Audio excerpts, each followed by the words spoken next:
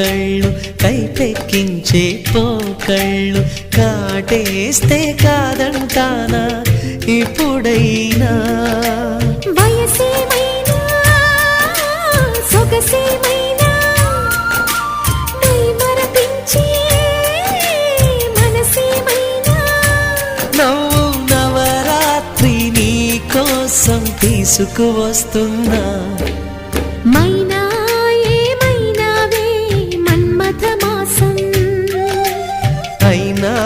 ఎంతైనా ఇది మెత్తని మోసం